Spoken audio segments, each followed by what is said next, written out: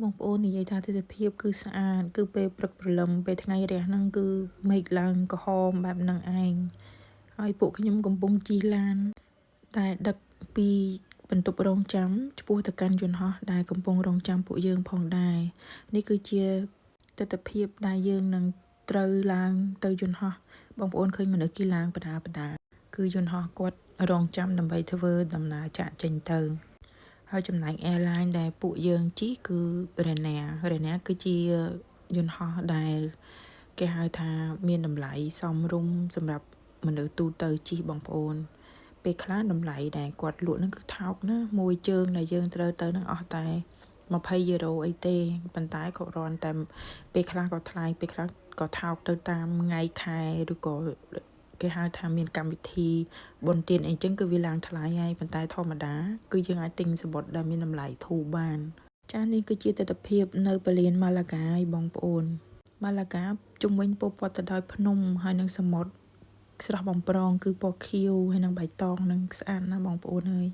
ចង់ឲ្យបងប្អូនមកឃើញណាស់ហើយឥឡូវនេះលោករីនិងម៉ាក់កំពុងតែដើររកកៅអីនៅលើយន្តហោះហ្នឹងគេមានបង់លេខបងប្អូនមួយជួរអញ្ចឹងមានលេខ1លេខ2អីអញ្ចឹងទៅក៏មាន ABC អញ្ចឹងយើងត្រូវដើររកទីបំផុតម៉ាក់និងឡូរីនក៏រកបានស៊ីតទាំងអស់គ្នាហើយបើឡូរីនវិញគឺតែងតែចូលចិត្តអង្គុយចិត្តបង្អួចហើយម៉ាក់តែអង្គុយកំដរគាត់រហូតម្យ៉ាងគេតម្រូវឲ្យមនុស្សចាស់អង្គុយចិត្តកូនក្មេងជានិច្ចបងប្អូនក្មេងរហូតដល់អាយុ12ឆ្នាំគឺមិនអាចដើរដោយអត់មានឪពុកម្ដាយបានទេអញ្ចឹងហើយទីណាមានឡូរីនទីនោះក៏មានម៉ាក់ដែរបងប្អូនអើយហើយពួកយើងជិះនឹងឃើញទេសភាពពេលព្រឹកព្រលឹមយើងថាថ្ងៃរះហ្នឹងឃើញថ្ងៃរះហ្នឹងវាស្អាតពេកនៅលើពពកសស្គូសោះប៉ុន្តែមើលទៅឡើងស្អាតតែម្ដងបងប្អូននៅលើមេឃអត់មានឃើញអីទេឃើញតែពពកអញ្ចឹងអានេះទេសភាពដែលយើងចាប់ផ្ដើមចុះចតនៅទីក្រុងបាសេឡូណាហើយបងប្អូនពួកយើងមកដល់ហើយដោយសារការធ្វើដំណើរមានរយៈពេលតែ1ម៉ោងជាងទេតែបើយើងជិះរទេះភ្លើងវិញគឺ6ម៉ោងកន្លះហើយបើជិះយន្តហោះមានរយៈពេលតែ1ម៉ោងជាងទេទិដ្ឋភាពបាសេឡូណាគឺមើលទៅទីក្រុងធំបងប្អូនមើលទៅគឺអគារច្រើនតែក៏ទីក្រុងហ្នឹងនៅជាប់សមុទ្រដូចពួកយើងដែរគ្រាន់តែបាសេឡូណាគឺជាទីក្រុងធំជាងគេហៅថាទីក្រុងពាណិជ្ជកម្មអញ្ចឹងហើយអគារអីក៏មានច្រើនជាងពួកយើងដែរបងប្អូនតែទេសភាពគេស្អាតណាស់អញ្ចឹងខ្ញុំក៏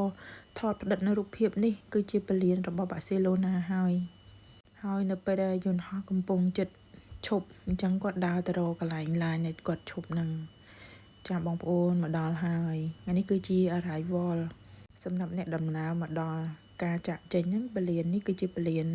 របស់បាសេឡូណាហើយបងប្អូន